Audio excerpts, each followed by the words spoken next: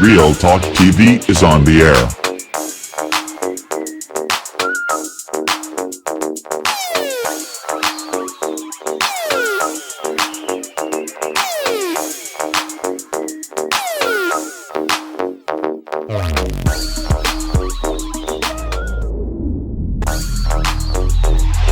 Real Talk TV for the best in conscious news and information, coming to your airways via internet and cable TV. Look for us on your social media platform Facebook and YouTube, a service of Real Talk Media in association with the Universal Collective Network.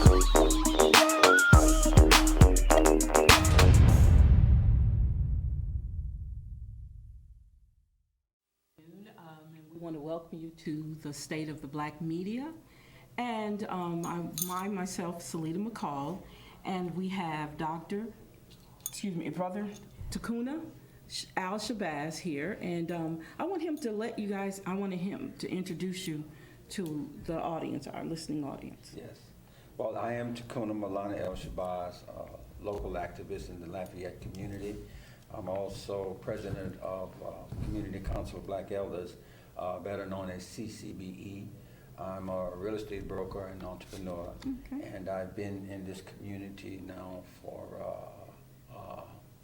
actively as an activist for over 30 years. Wow. Well, I want to welcome you to the show. Would you like to introduce yourself, sir? Yes. I am Uno Majusto. I am a local artist as well as an activist. I've been in the active community for about most of my life, and I just came to participate in this long table discussion about the media and the state of the black media and how the disproportion, the unevenness of the ability for black media to have the proper exposure that its counterparts, we will just say the counterparts have.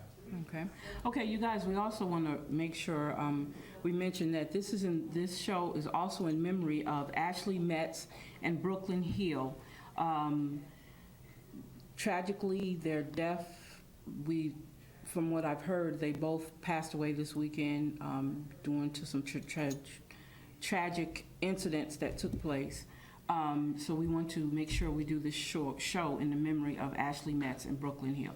And you guys, if you want to call in, have comments, questions, the call-in number is going to be 337-366-8951. That's 337-366-8951. And if you are on your computer, you can see us streaming live on AOCIN.org. That's AOCIN.org. Now, you guys, we're here today to discuss the state of the black media and how do we see it? How are we measuring up when it comes to the state of black media?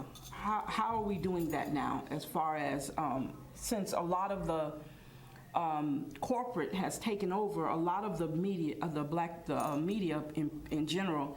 Where do we fall on that scale? Well, I think embedded in your question is another question that must serve as a prerequisite before that question could be answered, I think, properly and in depth. And I think we need to first clarify what is the black media and how important is the media. Okay. The media as an institution generally has the responsibility of actually reporting what they perceive as news or events of importance. Okay. The black media is, for us, oftentimes offers a perception that does not truly represent events, truth, and news in our community. Now, the importance of the media is that whoever controls the media controls the opportunity to control the perception of the people, whether it be news over radio, whether it be television, whether it be newspaper.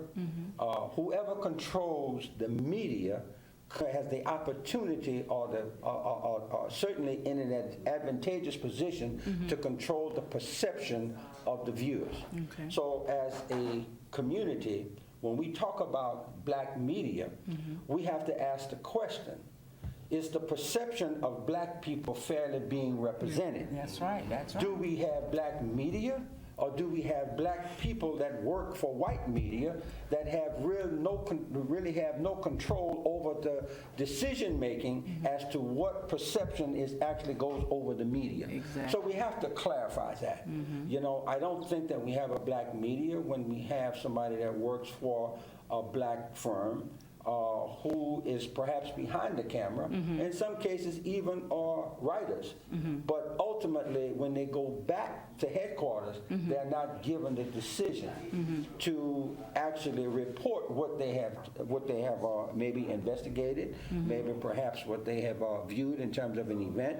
So when we say black media, we have to be very careful. Careful, yeah. When we talk about black media, who owns and who controls Black is what the bottom line question Exactly. is. So our state as a people is that we're suffering from a proper perception or valid exposure to our issues and concerns through medium that call themselves black media but is under control by white media. Exactly. So as we go through the course of the show, I wanted to set that as a foundation of perhaps discussion that we may continue to have a proper perception that we want to give our people when we talk about this valid topic called the black media. Oh, excellent, excellent.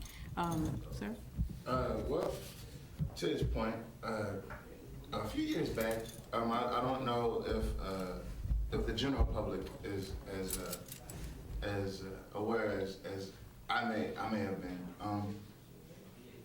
A few years back, Viacom, which is owned by Disney, which owns Time Warner, Viacom went out and bought VH1, MTV, and BET. So all three companies, all three channels, mainly my focus is going to be on BET. All those were all now owned by one company. So when that happened and new owners took over at BET, remember Tavis Smiley used to have a show on BET. Yes, yes. Remember every 45 minutes or so BET would have a news snippet for about 10 minutes. They actually had a news show for about 10, 15 minutes to half an hour on a weekly basis. After those companies took over and new owners took over, BET no longer had those shows. Exactly. BET went from being informative to just being entertainment again. Well, not again, but it just went from being informative on the least bit to being entertainment in total. So we lost that. And there's little things that nobody pays attention to. When I was growing up, all we had was BET. That was the only channel. That's how we knew about Bobby Jones Gospel every Sunday morning. Those are people that are embedded into our... Donnie Simmons. Donnie Simpson. Dimson. And those are people that are embedded into our ideology of black media. Those are the first people that we've actually seen on a large scale hold a microphone and a camera for longer than 5 minutes and hold people's attention. I say all that to say this. If black media was as important to its counterparts as it should be to us, those things would have never disappeared. So when we talk about things getting bought out and who owns what, and then we see the lack of information being disseminated, and then we see these token people behind news, in front of the news cameras, reporting what they're told, because that's typically what the media does. Yes. And even with the white media, they are actually just telling you what they're being told to tell you. There is no real news reporting. So when we no longer have those people that are heroes, I think Tavis Smiley moved on to public broadcast. Yes, he's on He's on PBS. Yes. So he wasn't good enough for Viacom's BET, but he is good enough for the nation's public broadcasting system. Exactly. So just the levity of entertainment versus media is also a big deal. And we're being more entertained than we are being not mediated to, but then we are being disseminated news. Because I can name you 1,000 black celebrities that are on TV every day not telling us anything. Exactly. Not being in touch with our community, not telling us about any black-owned businesses, not telling us about anything. They're just there to collect their check and do exactly what they're told, which is pretty much modern-day slavery. Yeah, exactly. But you can put a microphone in front of anybody and they can tell you anything they want to. But the people that are really important are nowhere around. The people that really needs to hold the black people's attention as far as being disseminated news, they're nowhere around a lot. And I'm glad we're here to discuss the fact that there's an absence there. There's a decline there. And I was going over some of these numbers. Here recently, Ebony was recently just bought out. Yeah. So Jet has been bought out. Jet got bought out last year, I believe. So all of our news sources, our staples in our black communities that have been around for years and years, are no longer owned by black people. And I believe, if I can get one of the callers to agree with me, I believe that's a systematic thing. That's a systematic thing. That's something that's been built up. They're doing that, I would say, on purpose. To silence us, to Yeah. keep us from getting Keep us the information uninformed. out. Now, Brother Takuna, you mentioned earlier, before we came on air, you guys, that you used to have a newspaper? Yes, I owned and actually ran the newspaper, The Rising Seed, a progressive view of black news, for 11 years in this community. There were some very serious and aggressive kind of behavior that ultimately brought an end to the paper, where my paper were actually stolen several months in a row. I had 3 cars stolen in a 6-month period. There were much aggression toward the paper because of the potential power of the media. And we have to understand that. And whenever you have black folks that have any avenue in which an independent view, an independent voice is able to be expressed, that goes against the grain of what we live in, whether we recognize it or not, is a system of white supremacy. Now, one of the major tentacles to control, support, and butt rest white supremacy is the media. Yes. So therefore, any media that goes against the ideas, the concept of white supremacy and its structure is a threat to white supremacy. So when we discuss black media, we have to be, again, very clear that we don't have black media when we have black folks reporting white folks' news. You see, and a disproportionate number of those channels that the brother mentioned earlier that provides us entertainment. Certainly we want entertainment. Certainly it's improper for us to have sporting events. Certainly it is proper for us to have certain key people that perhaps deals with entertainment. But when we have a disproportionate number of that, and we don't have hardcore news, we don't have substantive programs, then the media becomes our enemy, not an asset. So we need to focus in today's reality on those forms of media that gives us the kind of independence that we need to express ourselves fully. In the black community, we call this kuchi chagalia, self-determination. So we have to have these forms of media that would allow us to speak as we're speaking now. Now, with the digital age, we have an advantage now where we can take take advantage of and begin to create those kinds of avenues that we can get news to our people. We can get the kind of information to our people through the internet, through streaming. But any other form of media that we choose to identify with that is called mainstream media is controlled. And they will not, without resistance, project anything in the black community other than to control a perception that they want to have. We've seen this with the multiple killings of black men throughout America. We've seen how they cover these particular cases. We've seen, we see repeatedly how the important things in our community is either ignored or downplayed by the so-called white media.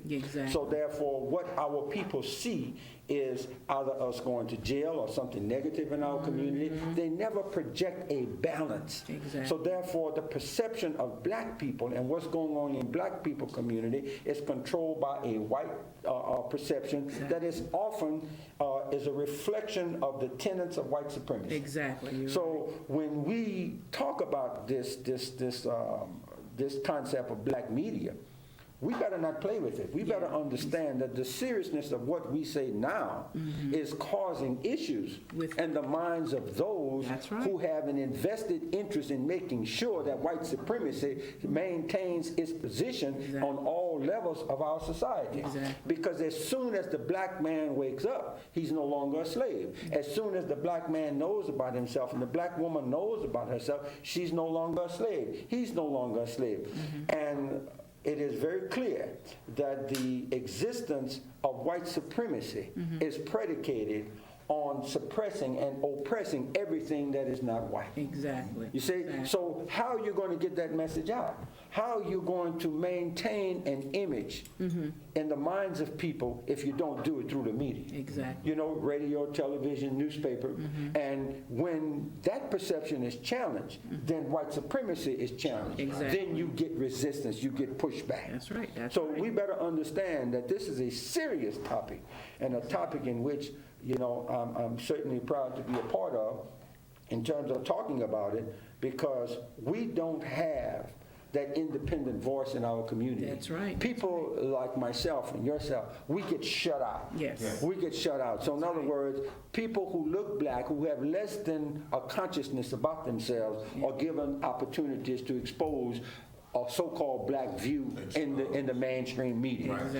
Whenever we do something in the community that is significant, and you have a strong black voice that actually speaks to the issue, oftentimes what mainstream media does to pacify the black community, they claim they covered it. Okay, but what they'll do, they'll allow you to be covered, but someone will speak for you while they flash you in the background. They never allow your words to come out directly. So in other words, you know, our ability to articulate our concerns is undermined, underplayed. Why? Because they want to control the perception of the people. They may identify there's an event or circumstance that's taking place in the black community, but they never allow a realistic, a full expression of black thought and black opinion to come over the white media to describe an event or the incident. And I'm glad. I was to the point of controlling the perception. We were, I was just saying about how the entertainment value has gone up in BET and the actual informative value has gone down. Well, those viewers never changed. So while we're not being informed, we're now being entertained, and the entertainment is now our information. Exactly. So we're now being entertained instead of being informed. And when you do that on a large scale for a long period of time, you are now creating a dichotomy where it's these young minds are being shaped by things that are meant to entertain, as opposed to being informed by things that are supposed to be informative. So yeah, they don't want you to know about yourself. They don't want you to know about yourself. That's one of the reasons why, and I don't want to focus on what I do, but I want to let you know, because it kind of piggybacks off of what you said. I have radio stations. I just launched 2 radio stations. One is talk radio, the other is music. So what I did was I got some people who had regular talk shows, and I got them to do shows on my radio station. So it's played 24 hours, so that gives us, as the black community, an opportunity to hear black people talk about black issues. I also do radio myself. So most of everything you just said, I do that. I make sure everybody knows what's going on. I even take my camera, my son comes with me from time to time, and we go out to events and cover them, and then we put them on my YouTube channel, because if I don't do that, people's stories are not being told. You know, we have murders here that nobody knows about them. Well, why didn't I see it on the news? Because they're not going to show it on the news, because African Americans, blacks, are not relevant. we don't bring in the dollars. Because that's one story we were doing, and we wanted to let the local news know about it.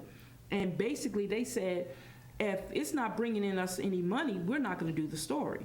So that mindset is what needs to be changed. But like you said, if we're in the white, under the white supremacy curtain, then we can't, we're not able to spread out. So that's why I gave this opportunity to be able to have those resources for people to do shows on and to talk about issues.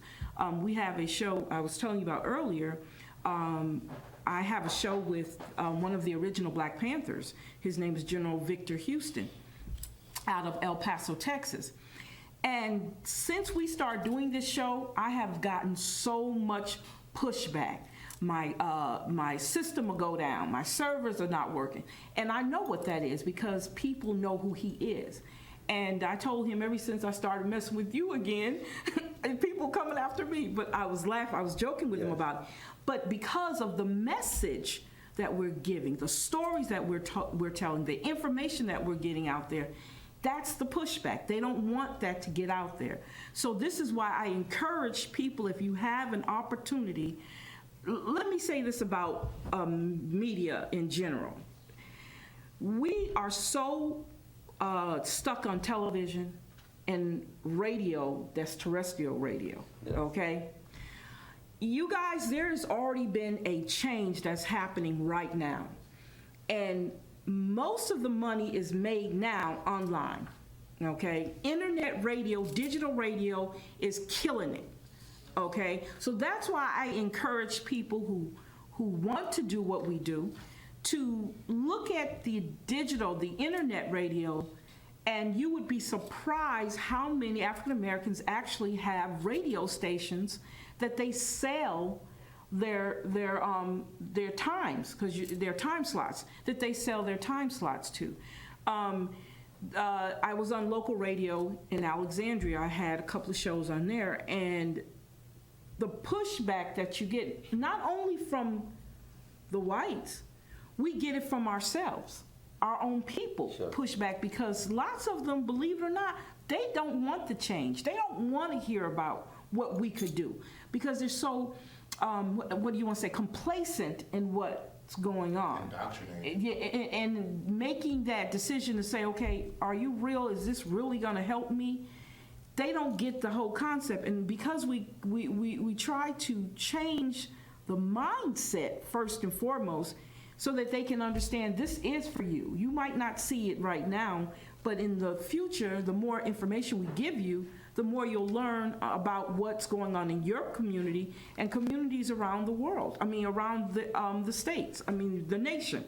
And it's very important that we continue to do what we're doing as far as informing. So again, like you said earlier about Black media, we have to be very careful on how we see Black media, how we view it, and how we allow other people to view it. Yes. Because we need to take ownership of it. Not only do we need to do it on radio, we need to do it in television. We need to do it in there. Now, there is a problem I have when we do have the opportunity to be behind the camera, to own the production companies. We seem to always find a way to get them in there. You understand what I'm saying? Mm-hmm. Some kind of way they're there. It's nothing 100% Black. And people think that that's a problem. Why don't you want to be diverse? It's not about not being diversified. The problem is we need to be with us first. Yes. We need to learn each other. We need to get our mindsets on the same wavelength so that we can connect with each other, so that we can move forward on what we're trying to do or whatever task that we're taking care of, and we can do it within each other, opposed to every time there's an outside, somebody else behind the camera or somebody else is making the decisions. And when we stop doing that, being inclusive, we always make them inclusive when really they really should be exclusive. You understand what I'm saying? Well, oh, very much so. Very much. I'm sorry, brother. Go ahead, please. What it seems to me is back in the 50s and the 60s, television networks like NBC, for instance. Mm-hmm. NBC was, they never talked about diversification. Mm-hmm. Yeah. You walk into their boardroom, It was all white people, and they weren't complaining. Yeah, that's exactly right. So, you know, there was no pushback then. Now there's pushback because we want to walk into a boardroom and see all black faces. Yeah. So there's an issue with that. Also, speaking about NBC, because this age that we're in, if it's not digital, all they have is the major networks. And what people don't understand is all these major networks are all owned by one company. They control the media. Yes, exactly. So when you have Rupert Murdoch, who owns Fox News, Fox News, I was looking online, it says Fox News viewers are some of the most uninformed people in America. Wow. They are among the most uninformed. How can people who watch a news network 24 hours a day be so uninformed? What are they reporting? Yeah. Well, there are, in my opinion, Just let it out. Let it out. Let it out. yeah, there are professional buffoons that are there as part of the aggressive arm of white supremacy. They actually echo much of the same values on a different level than those Caucasians who represent themselves as liberals in many cases. Exactly. They look, no matter where you go, they're not giving up whiteness. And we have to understand that. Exactly. So to speak to your point, sister, you know, it is certainly an issue with our people. But our behavior as a people is a symptom of a sickness. Exactly. It is not the cause of the sickness. We got to go to the cause. We have been socially engineered into self-hatred. Yes. We have been socially engineered to devalue black. We've been socially engineered to understand that our black value cannot be authenticated unless we have white involvement. That's a sickness. That's a symptom. So when we talk about all the problems in the community in terms of if we were to use black media to report the devastation that is taking place in our communities, first of all, that's not all of our communities, but it's certainly a disproportionate part of our community. We can't talk about the crack dealer without talking about the ones who are producing the crack in our community. That's right. We cannot talk about the killing in our community without producing the information as to why we are doing and conducting ourselves in such a manner. We want to leave out the source of our problem. There's a legal term that is often used whenever a problem is discussed. They want to get to what is called the causal determinacy. It means the why. Okay. You know, why something is happening. And when we discuss more as to the why, the causal determinacy of our behavior, and we report that on black media, we might have an opportunity to maybe construct an atmosphere or cultivate the kind of energy and attitude that would help black people respond as a group to our needs and our concern as a people through the use of media. That's why black media is such a dangerous tool to white supremacy, because that's getting to the why. You know, when we start discussing the why you behave this way, not so much as to you kill this, you sell dope, you got this in our community, but you begin to go to the why, and you have our people understand why we behave this way, why, how, and why we've been socially engineered under a system of white supremacy to be self-destructive. Then we can start dismantling or peeling back the ignorance and the foolishness that our people are using as a platform to base their behavior on. Now, the media is extremely important with that. That's why they run commercials like I want to be like Mike, and then you got little black kids who want to buy $150, $200 tennis shoes to support a black athlete who has taken a position politically apolitical. He don't want to be involved in the black community. He's a multi-millionaire, and he doesn't want to involve himself in the black community. When we look at the athletes that they advertise and promote, many of these athletes are millionaires.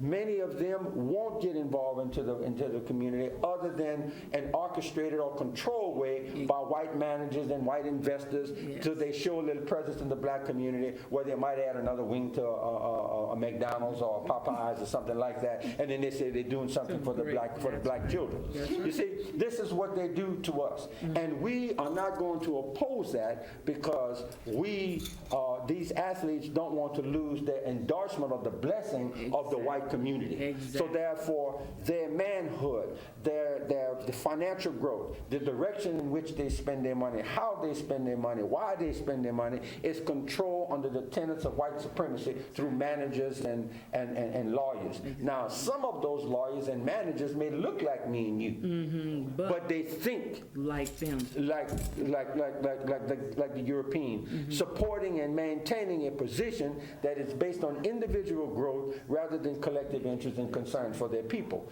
So we have to be able to have a form of medium that consistently presents an alternative interpretation of those circumstances and situations for us to have a meaningful opportunity to change the mind and the mindset of our people to impact the behavior that we see in our community that we say are unacceptable. When we look at black media system, that is one of the most important tools that we can develop as a people. For instance, if you're doing good things, brother here is doing good things, I might be doing some good things, but we have no way of tying or connecting the dots because of a lack of information. That's right. Then you individually doing good things where you are in your community, and he is, and I am. But collectively, we begin to mount a force. We begin to develop an avenue in which we're going to find other black men and women that are doing good things. And when we come together and do good things together, we create great possibilities for the masses of our people. So now that's why black media, independent black media is important. But this is, look, we have to be real also with this. When we talk like this, you see about 3 or 4 Negroes just got a job based on what I just said. Okay? Because you see, what white folks gonna do now, they're gonna find somebody that look black but don't think or talk black, and they're gonna put him in some position, some token position, and say, we got black representation. See, there we go. You see, we got somebody we got that description. So you have no argument. So, and that's what we do. So whenever we rise like that, and we can't tell our full story independently, 3 or 4 Negroes get jobs all the time. You see, and I'm responsible for increasing the employment, you know, in our communities, because you got Negroes that got positions right now because of what I say, because they need an alternative view to make sure that I'm not heard. Exactly. So whenever they do put me on television here, it's usually somebody else talking for me and I'm in the background, you see, or it is so quick that if you blink your eyes, you're just going to miss it. You see? So this is how they do us. And then we have been engineered, socially engineered into thinking that the local so-called main media is the voice of God. So if it's not on white television station, it's not important. Exactly. You see, if it's not on white radio, it's not important. So many of us have been socially engineered into thinking unless we do something or act in such a way that justifies white media to cover us, we're not doing anything of significance. That's exactly. You see, and that is the power of black media. If we can construct, you know, through our efforts, through the digital age, we need to create a black media hub that is independent. And like and very much to your point, we have to get away from the idea that somehow we got to have some white representation to justify or authenticate what we do. Exactly. I think that our nature as a people, and history has proven, that our nature as a people has always been inclusive.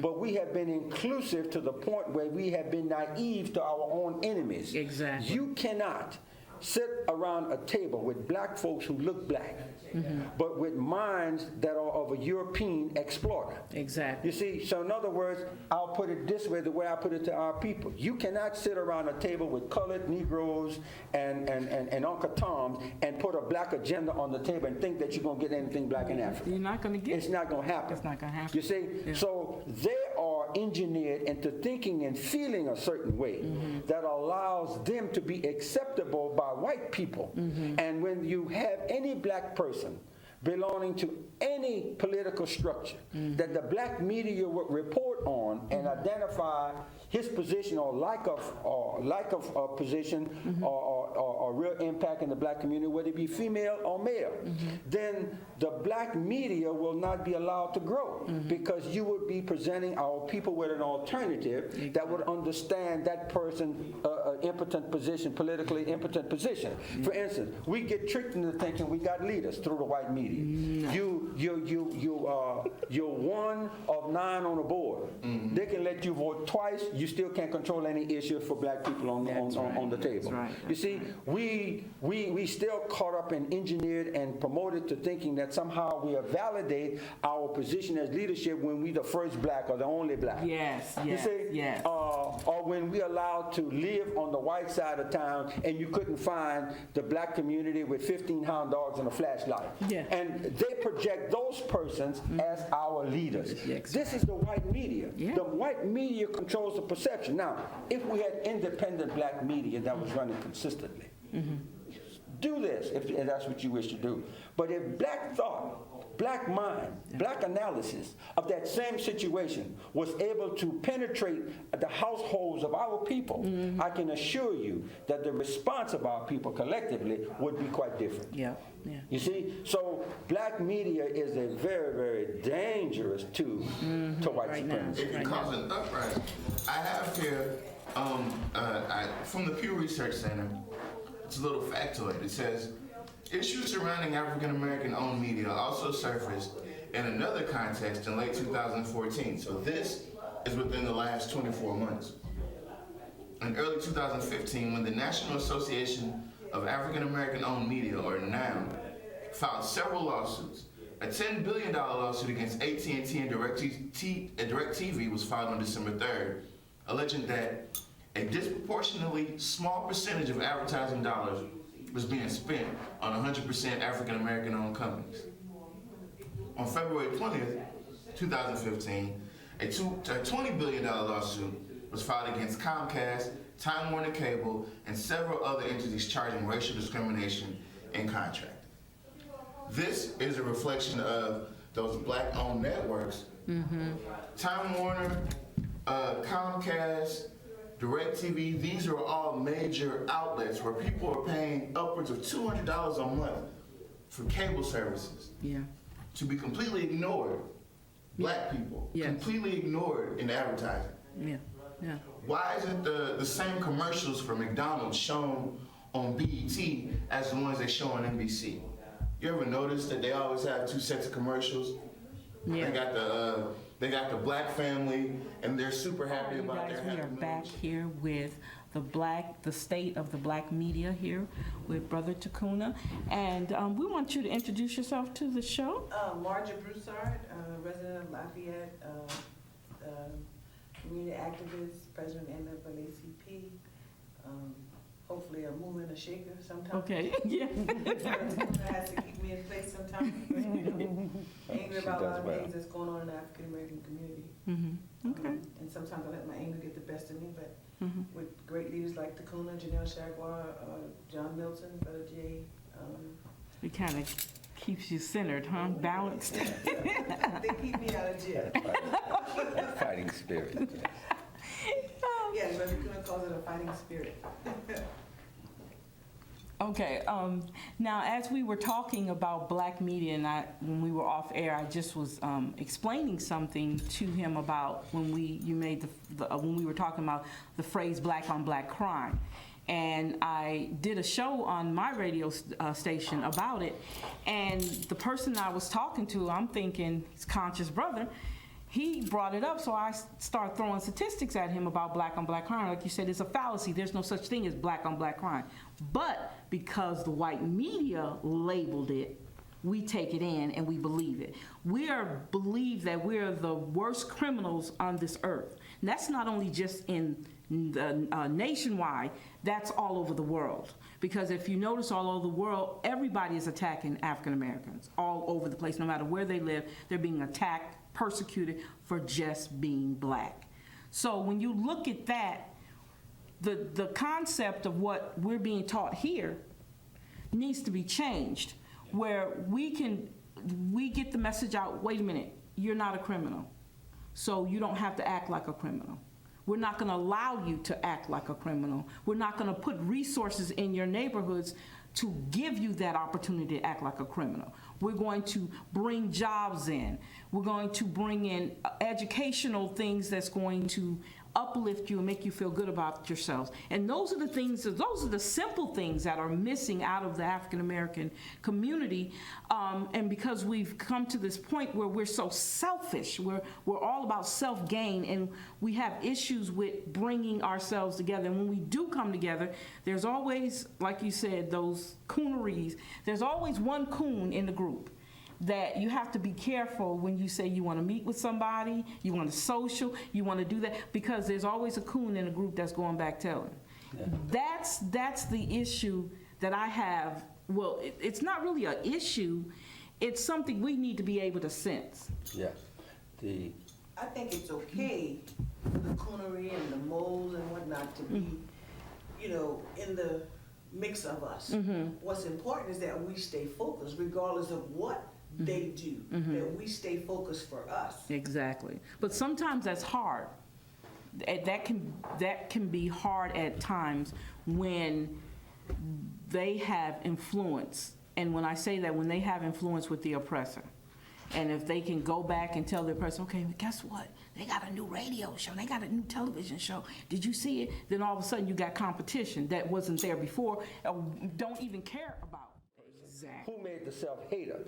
It is the white man who produced a system of condition of self-hatred that makes us act that way. And that's why I say the term causal determinacy comes, we must keep that term always in the back of our mind, because it gets to the why. Yeah. So you don't have black on black crime, because black people who are truly black people have reached a level of understanding of civilization, right, and they don't behave that way. That's right. So therefore, we are not black people creating crimes on black people. We have been reduced or educated or engineered away from ourselves. Mm-hmm. So there is no cultural appreciation. There is no historical appreciation. Therefore, we are lacking the cohesiveness to produce the kind of economics we need because of those two things. Exactly. Culture and history is important in order for you to produce an economic system. Exactly. Because an economic system is rooted in relationships. Mm-hmm. And if we live in a culture that teaches you black on black crime, you fear black people, you fear the black man, you cannot do economics or perform any type of economic venture with people you don't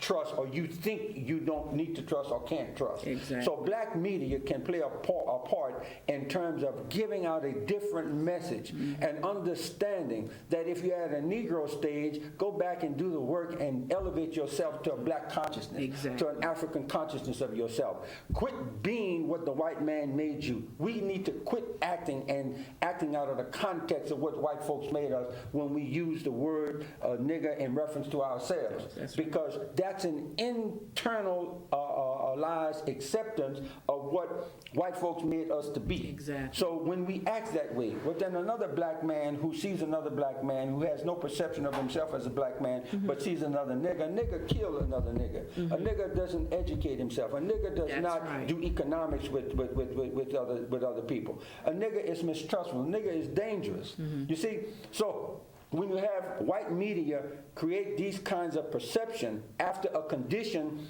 that white supremacy has orchestrated in our community, and then you have no political impetus in terms of influx of economic ventures, educational ventures, mm-hmm, to address that situation, because we are not perceived as valued human beings. That's right. You see, so you have to go back to the causal determinacy, the why. When you see all of these things in our community, and I get a little frustrated with some of us who build careers and build status and leadership, mm-hmm, just constantly regurgitating what white folks have created in us, yes, and they have no solution. Yes. You say, mm-hmm, Negro, please.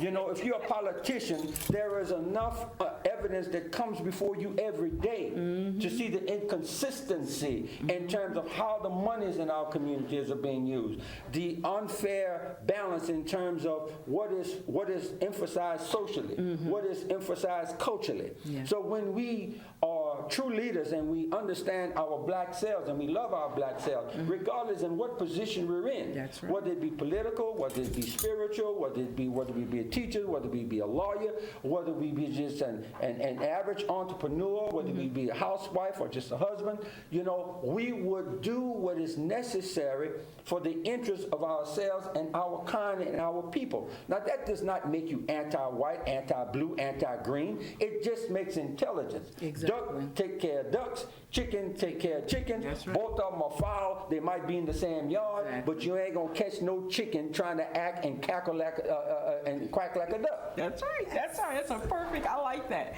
And the other thing, I'm glad you said that. When you think about the ideal that politicians, we elect them, we put them in place to be able to be a voice for us, and they turn around and they get in those positions, and you're sitting there waiting for them to do what we said we elected them to, like that they were going to do.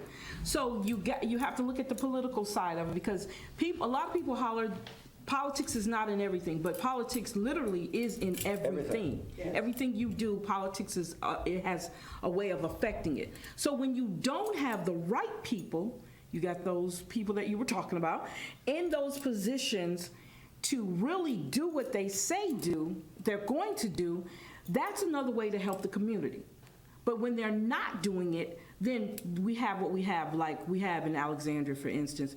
We have an area we call Lower Third, which is the Lower 3rd Street, where all African Americans are African American community.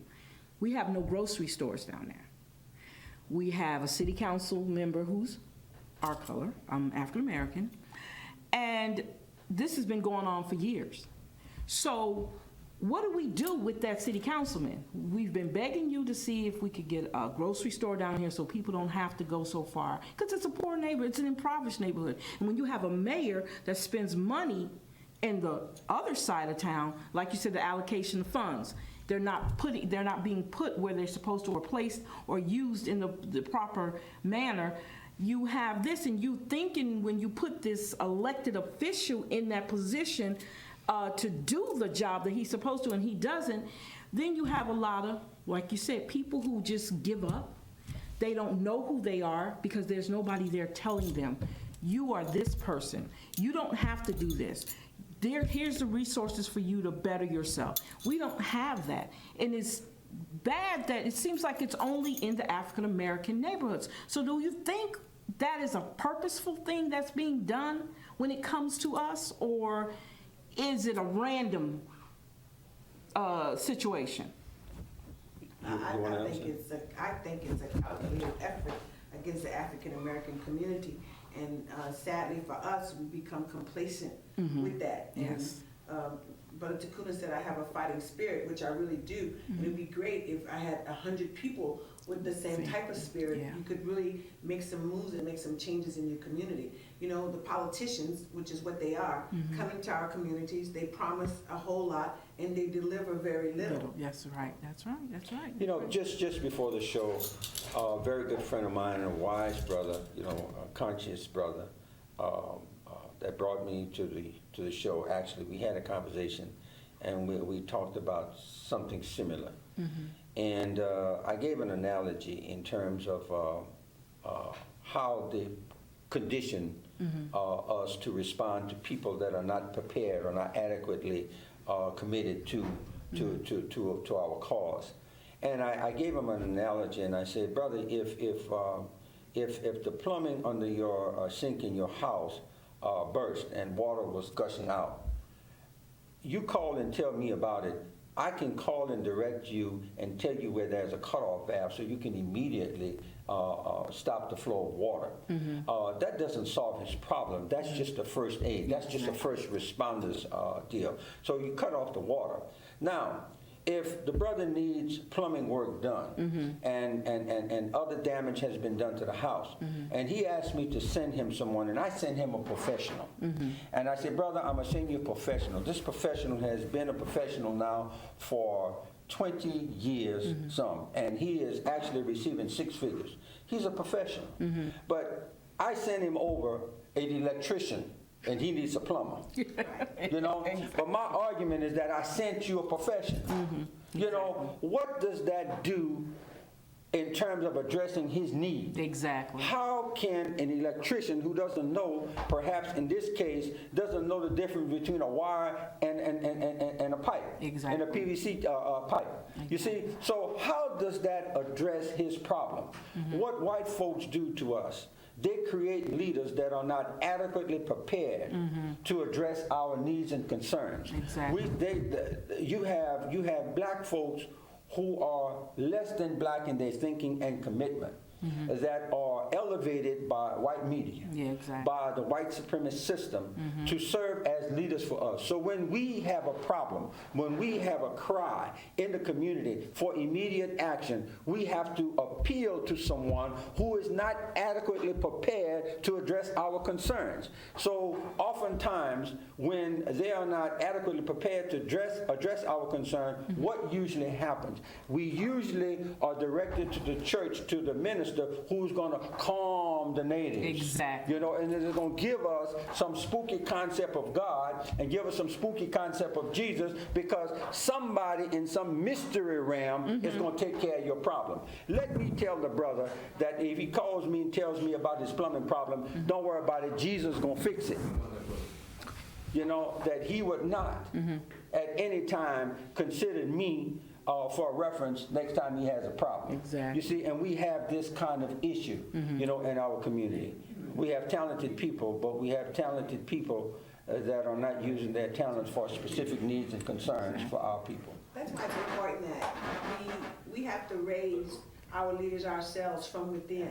We have to give them the best of the best, and we have to be able to take care of them to the extent where they remain faithful to us, because they're not threatened by losing their jobs or losing their status. Exactly. We have to raise them from us. Exactly. All right, you guys, we're going to take a break, and we shall return with more The State of the Black Media. Grabbed up another panelist. Would you like to introduce yourself to the listeners? Hi, my name is Susanna Johnson Malbrough, and I'm happy to be joining you guys. All right. We're welcome to have you here. Okay. Did you want to mention some events that are coming up, Sister Marty? Yeah, absolutely. Everyone knows about the horrific killing of Ashley Metz and Brooklyn Hill. That's going to be a vigil on this evening at 6 p.m. at Gethsemane Church in memory of Ashley, those victims.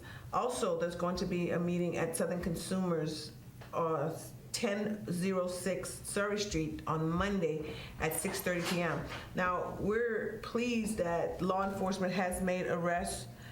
Law enforcement has made arrests in the killing connected to Ashley and Brooklyn. The meeting that was going to be on Monday was a Who Killed These Young People campaign. But we know that there's still a lot of crime that riddles our community every single day. So that meeting will still go on. We're going to have a plan of action, and we want those people who are interested in doing something more than vigils and marches and protests and rallies to come out and get involved as we try to take care of us. Exactly. That's my motto. We have to take care of us. It's kind of like taking back our communities and taking ownership of our communities. And, you know, as Marja and I were talking earlier, it is about putting a plan of action together to see what we can do to stop the violence in our own community. I know you were mentioning earlier about, you know, folks, you know, end up getting in a particular position, they kind of move on. I actually think it's more of a grassroots movement that happens. You know, I mean, while you have folks, you know, some of the politicians that have their own agenda, which is to remain being a politician. Exactly. You know, unfortunately, their focus is not so much on, you know, the grassroots efforts, the things that are happening, you know, to, you know, the gist of the community, their constituents. Exactly. You know, so I think what we're looking to do, as Marja and I talked earlier, you know, it is about, you know, having the grassroots, put a plan of action together, and then just start, seeing what it is that we can do, to help stop the violence in our community. Exactly. Now, when we're talking about black media, as we were talking about earlier, the question is, I guess I want to ask the panel, what are we looking for? What does black media represent to you? Well, in its ideal performance or function, black media is supposed to represent an independent, truthful perspective in view of concerns of black people, their events, and activities. It's supposed to give us at least an opportunity to show a truthful side of who we are, the good, the bad, and the ugly. So it is not against anyone, but it's progressively reporting objectively news that is in our community, as well as entertainment. It's supposed to produce laughter. It's supposed to inform. It's supposed to motivate. It's supposed to also instruct. We're supposed to learn from viewing black media. The disproportionate misuse of white media and the lack of black media leaves us in a very difficult situation as a black people to get a true perspective of what news is, what perspectives are really centering around the events in our community. One would be as to what was said earlier in terms of black politicians and their disconnect to the black community. Well, black media can be used, first of all, to motivate them to do what they need to do. Exactly. You see, we already know that most likely, in most situations, if they're in a political position, they're limited in terms of any real raw power. Exactly. But if black media truly exists in our community as it should, we could create a condition or atmosphere where we can give our public officials that are willing, that are bold, that are brave, that are knowledgeable, and that are willing, we can create an atmosphere to give them indirect power, which means indirect power sometimes is more powerful than raw power. We don't have the raw power to vote on any issues and win, not in the so-called democratic process. That's ridiculous. That's a losing proposition. So to have a token person on any type of political level that represents our interests and has no power to do anything about it is just that. It's useless. Exactly. So, but with black media, we can create the kind of energy in our community that would support that black official who is serious about the concerns of our community. In supporting that official would have to acquaint themselves with the details of the concerns and the events and the aspirations of the black community, therefore making his position valuable to us and making him or her more potent or valuable to the structure in which he belongs to, because it won't be just the individual politician that the white supremacist engine would be dealing with. They would have to deal with the reaction of the people. Exactly. This is again why black media is stifled. Black media is watered down. Black media is not given the kind of value that it should. So they cannot say we cannot have media because, again, the laws of the land say you got to have freedom of expression. You got your right to speak, right? So they control not that. They don't tell us that we can't speak. They just control who speaks for us. That's right. Through their media. That's right. You see, so black media has to be more than just a robot mimicking what white folks' reality create for us. That's right. We have to be in the position to create, to mold precepts and ideas for ourselves and project that to our people and live with the consequences, good, bad, or ugly. That's right. That's right. No, one thing I think of immediately is when Brother Takuna was saying, what does black media do? Educate is definitely one of them. When there was the mass shooting in Orlando recently, every media outlet claimed that it was the worst killing in U.S. history. I had a couple of speaking engagements since then, and I spoke about that. And I asked people in the audience, how many people know about Tulsa, Oklahoma, and Black Wall Street, where thousands of black people were killed? How many people know about Rosewood? How many people know about 22 miles down the road, Opelousas, where 300 African Americans were killed? And maybe one or two people knew about that. That's something that black media can bring to our people. Exactly. Or the 100 lynchings of Louisiana. Yeah. And what is your opinion on how do you see? Well, I'm actually going to take that, that view, because I do have a publication. I publish the Southern View magazine. It is an online publication. It's not an extremely large publication, but it does reach out, a number of different people. But, just thinking back to when I started it, it was in print, okay? But I did run into some of the challenges that most black media run into. The lack of support, via advertisements.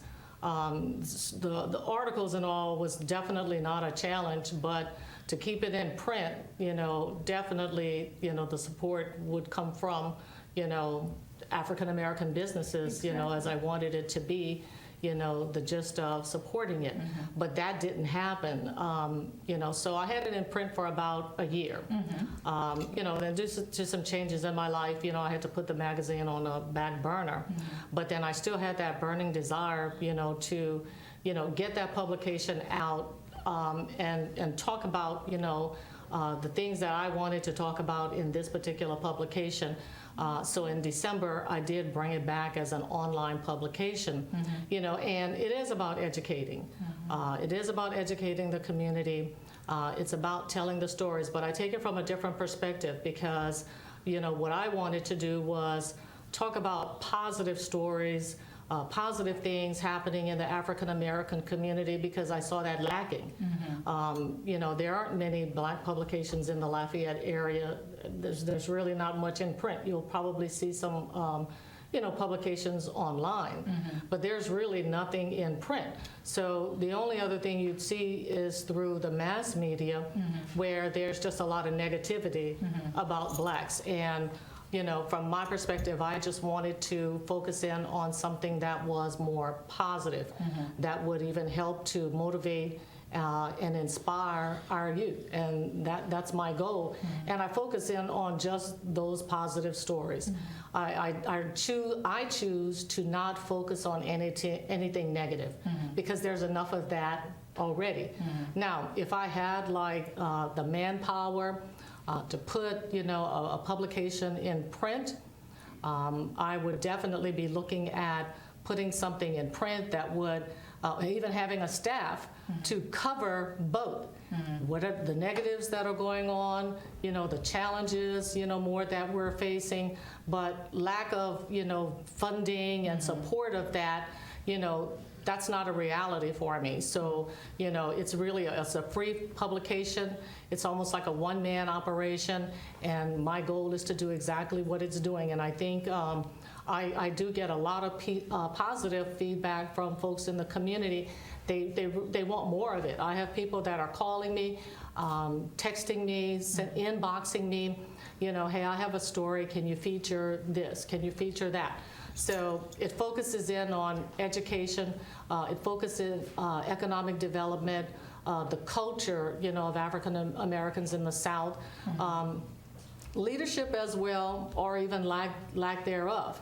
So it covers a lot, spirituality, and then the people in the community. Exactly. So like I said, that's what I want to do, because that's not there. Yeah. Okay. All right, you guys, we got a call. Oh, we did have a call. I guess we took too long. Oh, here we go. Hello, welcome to the show. Good evening, sisters and brothers. Listen, I definitely enjoying the show. Look, one of the points I want to make, Brother Takuna, is how asleep at the wheel we as black folks here in America are after so many years of being under white supremacy. And the reality in the black community across America is that we don't want to admit that we've been beaten into the into the central purpose of believing everything that the media puts out. Look at this. We are exploited by the media. We are also assimilated by the media, if you want to use those words together. Brother Takuna, after I make my comments, I want you to speak to that. I'm going to try to keep it brief without being so convoluted on the issue.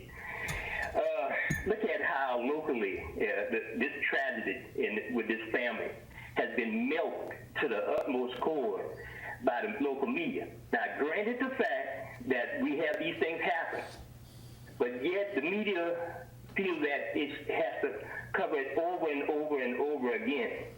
And it paints a picture of the black community being nothing but criminals, nothing but bad things happening.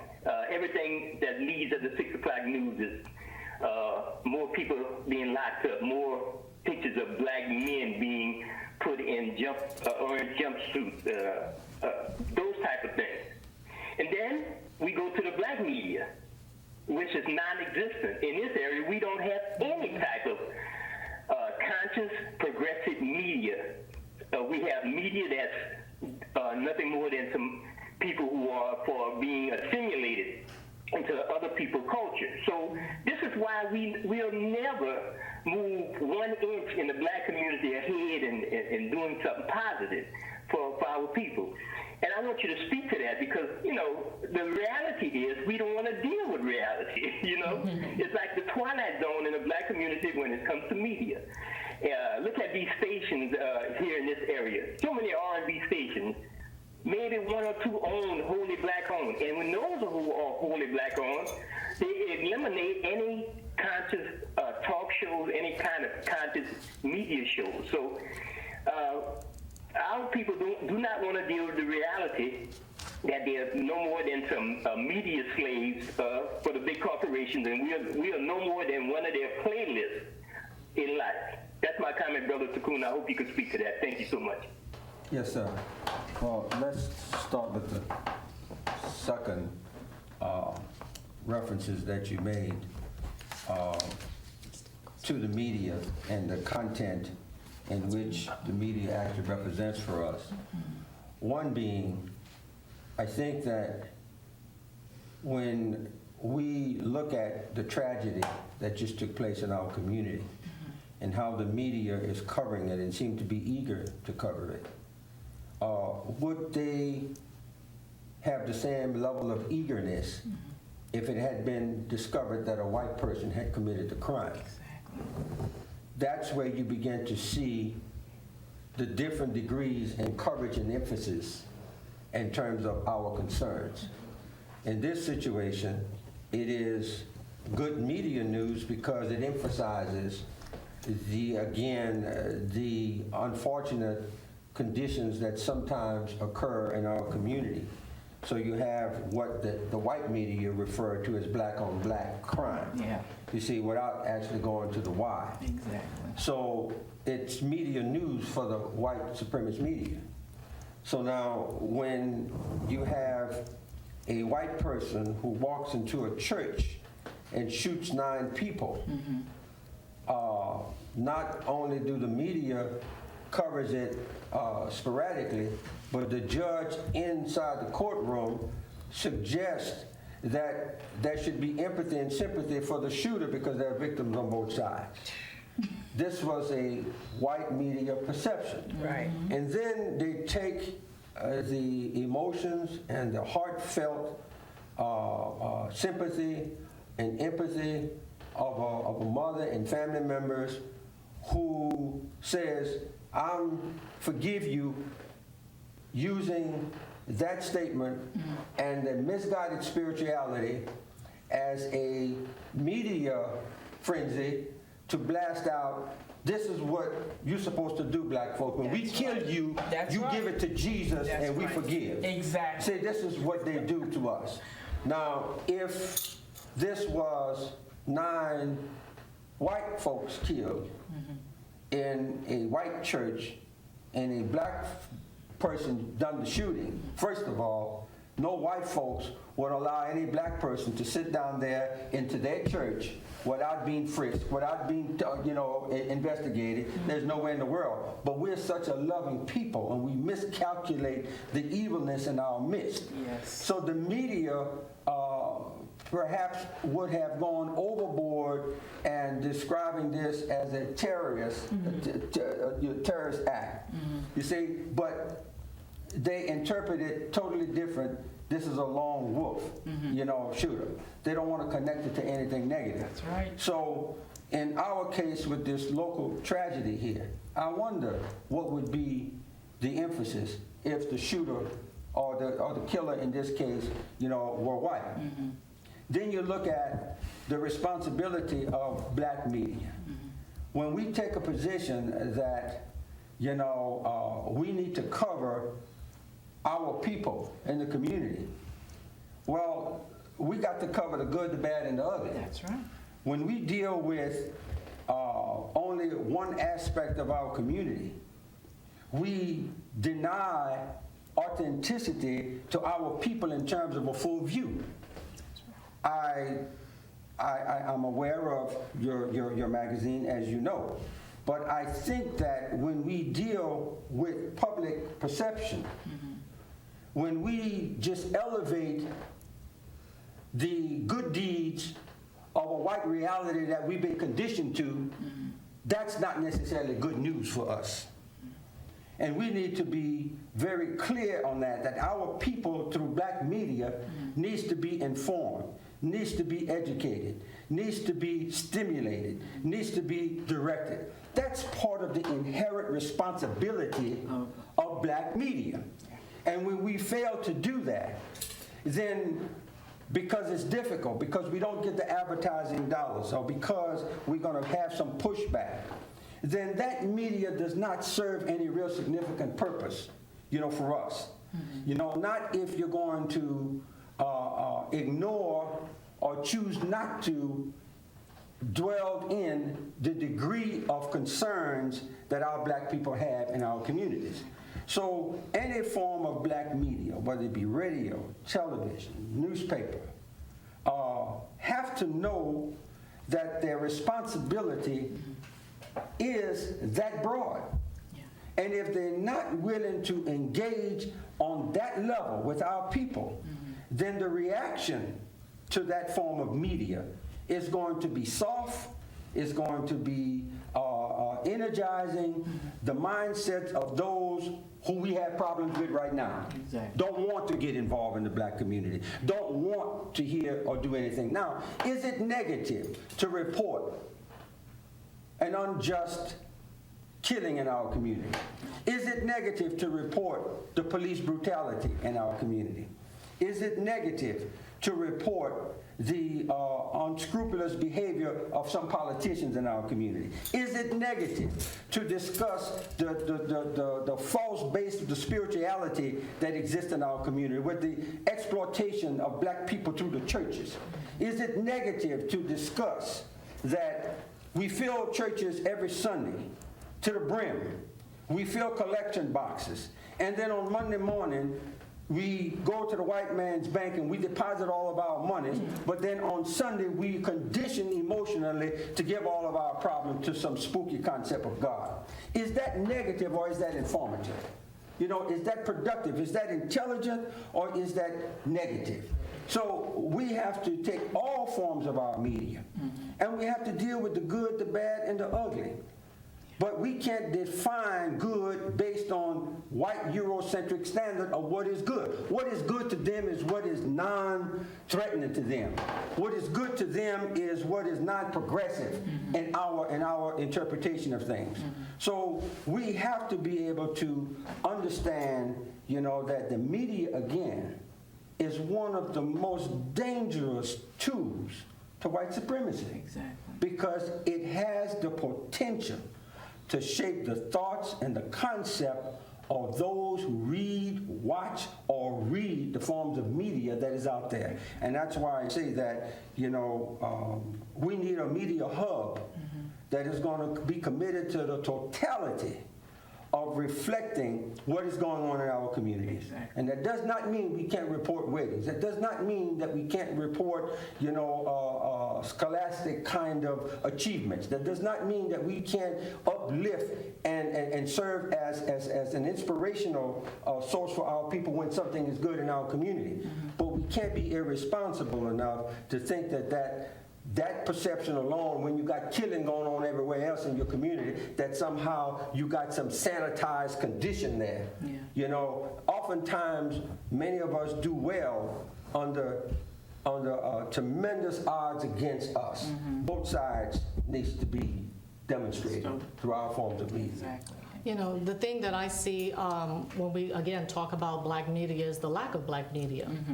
Because I know years ago, like Takuna used to have like the Rising Seed, you had a focus, a direction on the topics that you wanted to cover.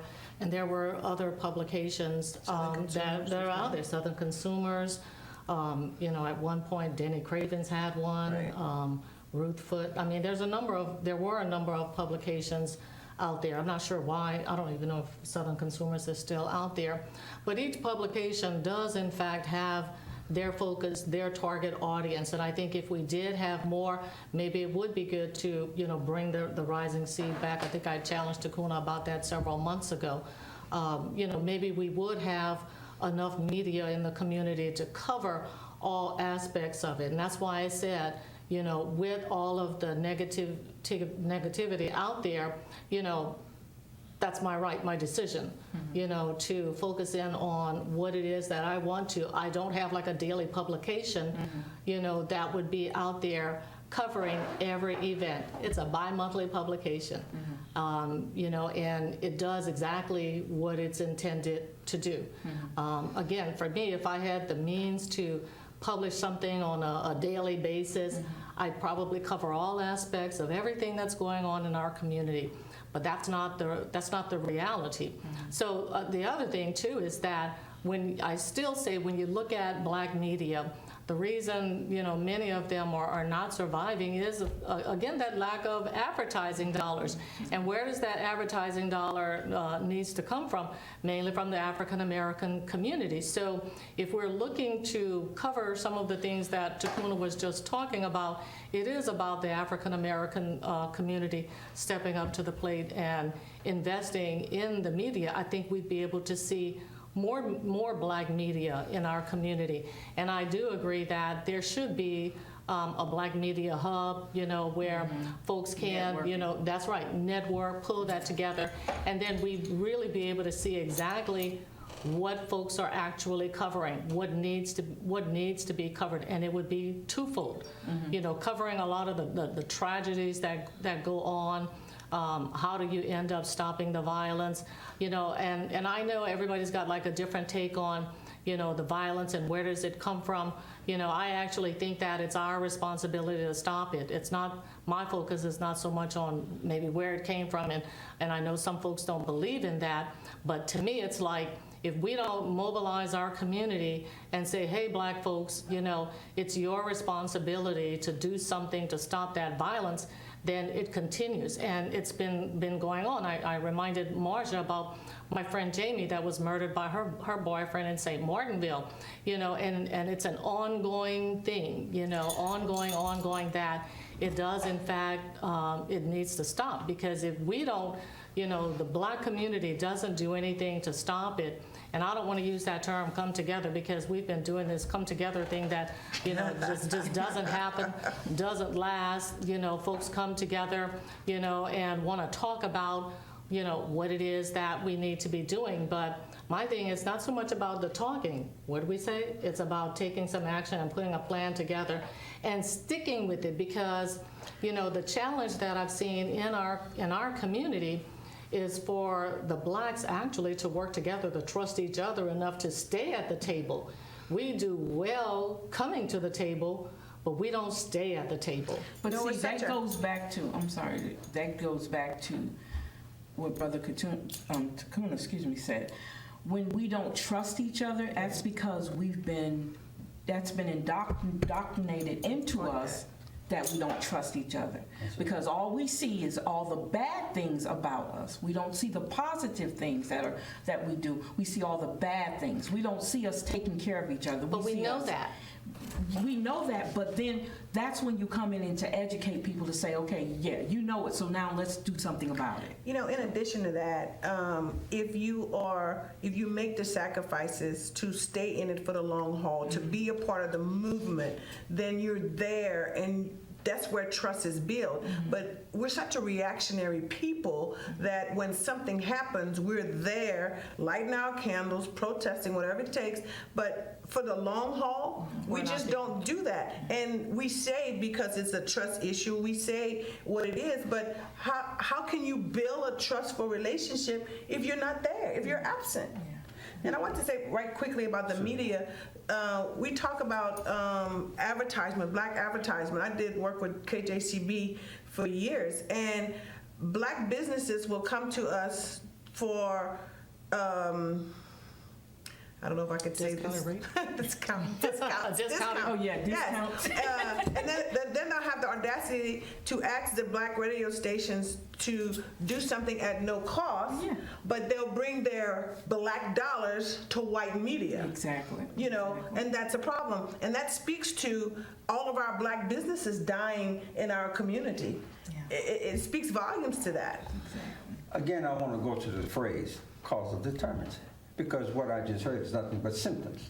What's the cause of the sickness? And both of what is being said, certainly, is correct. But what's the cause of the sickness? When my teachings, from the Honorable Elijah Muhammad tells me that when you go out to make an impact on a community or to change or develop a community, you don't go into that community and put up a building here, put up a building there, or even have an influx of monies, because that is not going to improve the community. You improve the community by instilling a proper knowledge of themselves. When that people develop a level of understanding and acceptance of themselves, they will begin to automatically to use the necessary intelligence that's innate to them to begin to create institutions and behaviors that are necessary for their survival within that community. We are dealing with the people who are lacking in the knowledge of themselves. We are dealing with people who have monies that they're getting from capitulating to a white supremacist system. So even when they get the monies, they're not coming to the black community, build no business, and they're not going to support no black business. So now those of us who are involved, I don't think it's a surprise to me or anybody who is significantly involved in the black community and knowing the condition of our people, that we don't place a value on our enterprises as we should. Again, that's a symptom. The question is, what's the cause?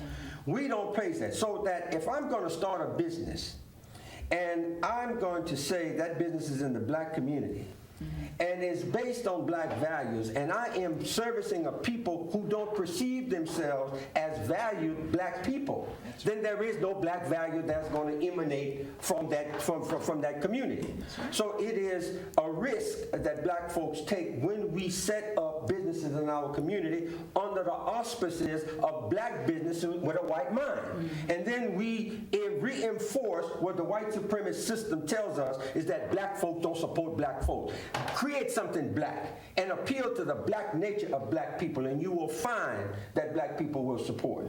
What prevents us from being successful in our black businesses is that we, as Sister Margie indicated, when you have a perceivingly black-owned business, like in the radio station, and we have such a devalued perspective of ourselves, then we're not going to bring the dollars there, because in the back of our mind is sometime in the front of our minds. We don't see the value in that business collectively to our interest. So therefore, we value white business. We don't want to value this business because this business doesn't reach so many, or this radio station is an AM station, this other station is a PM station. We don't see the of energy in our community and say, let's galvanize and increase that energy. Exactly. That's a weak business. Let's galvanize and make that business stronger. We look to compare ourselves to the white Eurocentric standards, and we don't have the same access to funding, to political, and to social means in order to elevate ourselves. So it's a losing proposition from the beginning when we think like that. So whenever we plan and organize, it is always saddening for me to hear black folks say, we got to stick together and this is what we're going to do. And the first thing comes out of their mouth is everything other than black. You know, because the value of their existence is rooted in white Eurocentric existence. Exactly. So as long as that condition exists, how are you going to emanate any black value or black reaction or group response that's going to cause us to act collectively for one another? And I'm going to say this in quick. Look at black folks in the political arena. Okay. When we see our interests clearly, okay? Even though it was, in this kid's situation, it was manufactured. But when Edwards ran and David Duke ran for office, we perceived Edwards as the God and David Duke as the devil.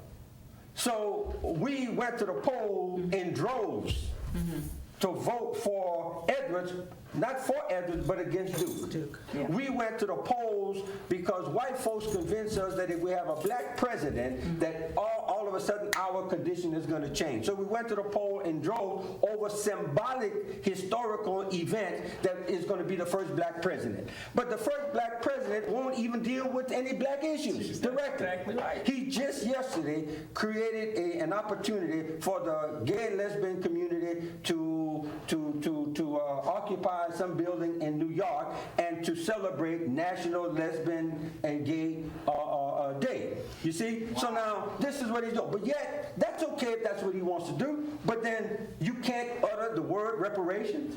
You know, you can't, you're going to tell black folks when they raise up issues that take off your bed slippers and your night clothes and get up and go work. You know, this is what we have to understand. White folks give us either symbolism, or they give us dead people, or they give us their ideology to follow in terms of when we organize and do business. Exactly. And we got to be more politically matured and socially astute Exactly. to create that kind of economic base for ourselves. All right, you guys, we are going to take another